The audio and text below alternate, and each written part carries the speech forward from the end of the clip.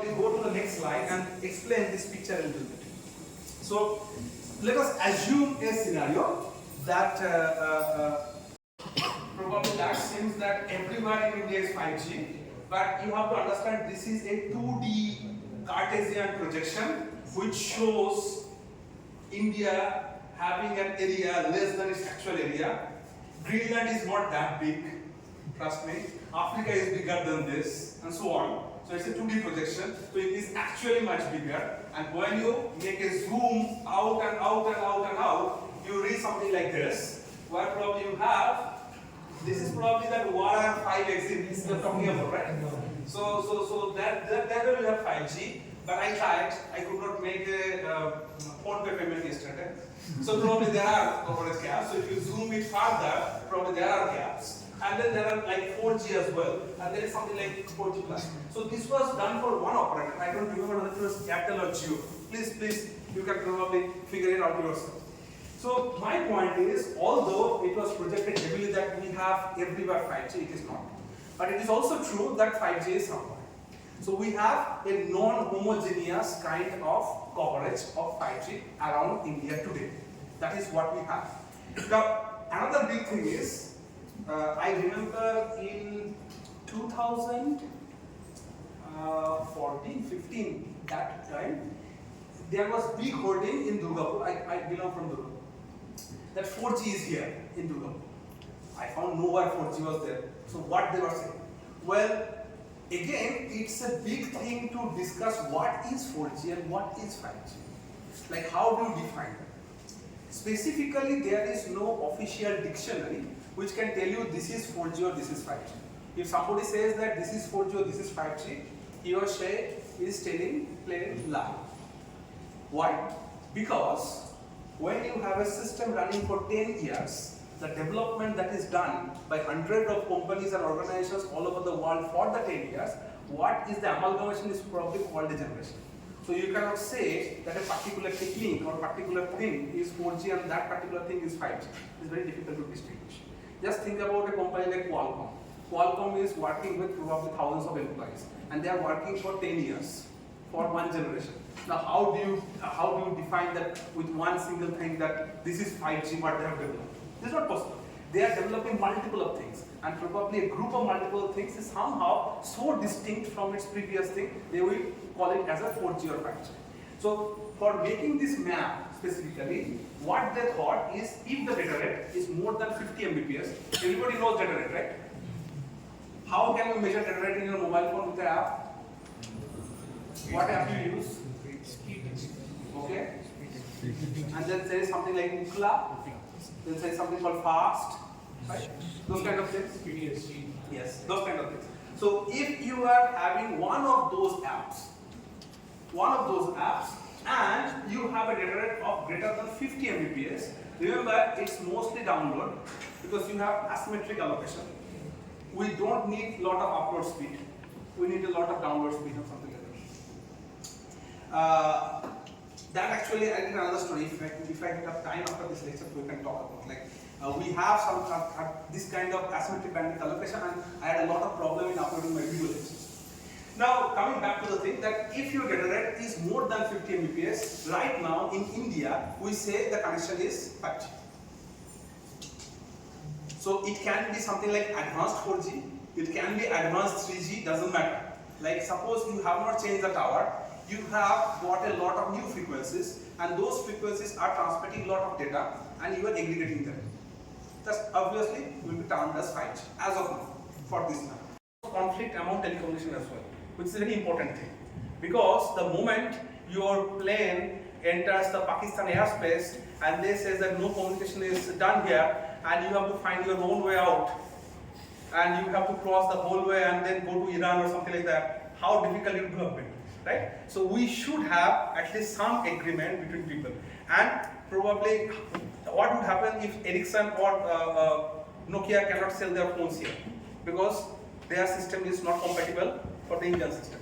So there should be some international body which is resolving such conflicts, which is resolving conflicts among the frequencies that to be used, the hardware that are going to be used, the SIM card design and so on. Like if you buy a SIM card all around the world, you will have the same size, like this micro and nano and the normal SIM card, something like that. So somebody is specifying all these things, right? Just like when in whichever country you go, you will see the same passport size or same passport format. The colors are different, cover colors. But once you open it, it has the same fields, name and photo and all these things. So somebody is doing this. Aicte is that body in telecommunication, International Telecommunication Union. So what they do, they resolve conflict among these telecommunication companies. What they arrange something called Telecommunication Olympic. We say that. It's actually WRC. It is wireless radio, research conference, which we have after every 4 years. That's why we call it as Olympic. Last WRC was held in 2023. It happened in somewhere in Egypt. If I remember, Sharm el Sheikh. It's a very popular destination. In 2023, what happened? Like actually, WRC meetings are aligned with like this point G kind of things. Like when WRC 23 happened, it was the starting point of 5.5G. In WRC 2027, we'll be looking at who wins. Actually, it's a big fighting thing. Although it's a resolved conflicting thing, every company will go there. They will present their views. They will try to push. Of course, Ericsson will try to see their proposal wins. Nokia will try there. Cisco will try there, and everybody. So there is a big fight in these cases. And then some natural people actually.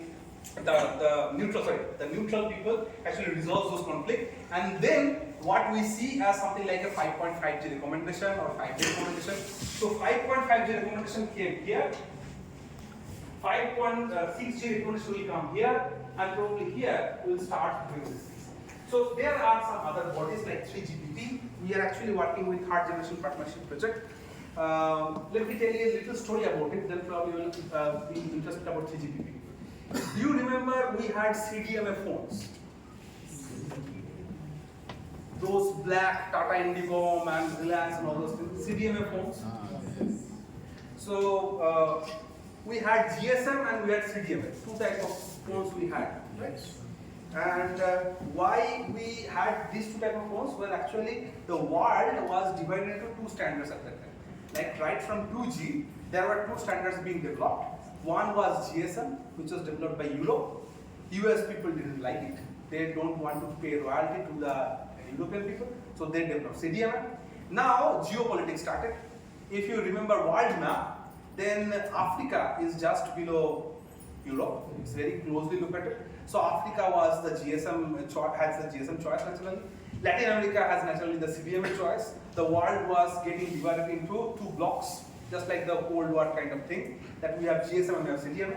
Very few countries in the world enjoyed both, and India was one. We are very lucky. Only India, Australia, and probably 2 or 3 more countries had this both GSM and CDMA to choose from, because we can probably get the things from two sides. Unfortunately, in India, the Telecom Regulatory Authority of India, TRAI, they did not probably respond well to the CDMA domains, and CDMA actually did not probably continue. Trust me, government people are dumb, including me, and most government people are dumb, and they don't can't predict the future very well. So what they could not predict shown in this way. So it's something like a 3D image of myself is constructed here, and that person is doing this. This is nothing like a sci-fi thing. It has been already done 3 years back. There is a professor of UCL whose name is Misha Dolar. Misha Dolar is a very interesting person. He left academia actually after doing all this interesting stuff. He is now in Ericsson, and he wears always red shoes. God knows why. So his signature thing is like he's something like a little bit of Elon Musk. So he always wears red shoes. So search for him, Misha Dolar. Now Misha Dolar was in King's College London, and his daughter was in Brandenburg Gate in Berlin, and they were doing a live concert. So he was in Albert Hall actually, not in University in King's College London, Albert Hall in London. So a 3D image of his daughter was constructed, and she was singing, and Misha Dollar was playing in piano, and they did a concert. Please, if you have YouTube, after this lecture, I'm not giving the link, you search yourself. Search Fast 5G live concert in YouTube and you will get it. And if you remember the name, I can write that name. So it is a very interesting video, a short video, but it is very interesting. His name is Misha is not a girl name. They have funny names. Maybe German origin or something.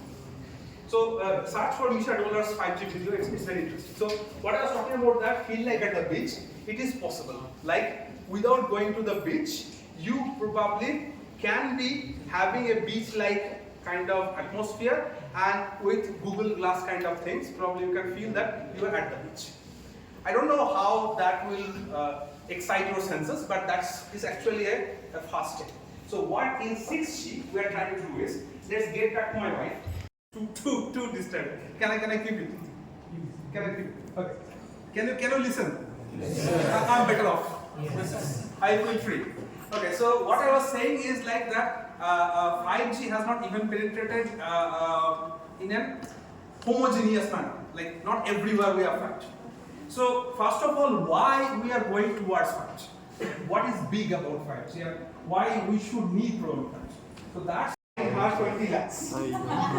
Because she had, these are not my words, these are Delhi High Court words, unnecessary vexatious arguments. So for wasting court's time, she was fined 20 lakhs. So I tell you that this is something like, this is the main problem. Like what we are perceiving as risk and what are real risks are quite different from sometimes each other. This is from Susanna Hedrick, and she tells like what are the public concerns. You will see a lot of Hollywood movies about terrorist attack. In every movie there is a terrorist attack, right? Then there are plane crashes. Okay, so we think that in US people die either due to terrorist attack or due to plane crash. Actually, their actual hazards are this much, and they are dying due to heat. Nobody in no Hollywood movie they will show that they're just watching it and suddenly the hero dies. Right? Nobody shows like that. But it is actually the case. So it is a very nice picture that I found that people think about that traffic accident is rare and cancer is actually much more of concern. It is 10 times more concern. But in reality, the number of people that are killed by traffic accident and cancer are actually. And I can add here, globally, 10 times people die due to diabetes compared to cancer. But people are never scared about diabetes. What is the general reaction? You have a grandmother or grandfather who is having diabetes. That's probably everything common.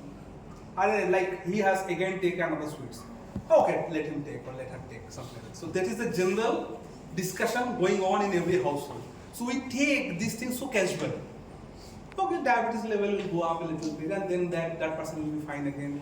And if he or she dies, he has already aged, something like that. So we are so casual about diabetes. And not only us, if you go for the funding agencies, National Institute of Health, Indian Council of Medical Research, ICMR, the amount of money they are giving for cancer research is actually 10 times less compared to the money they are giving for diabetes research.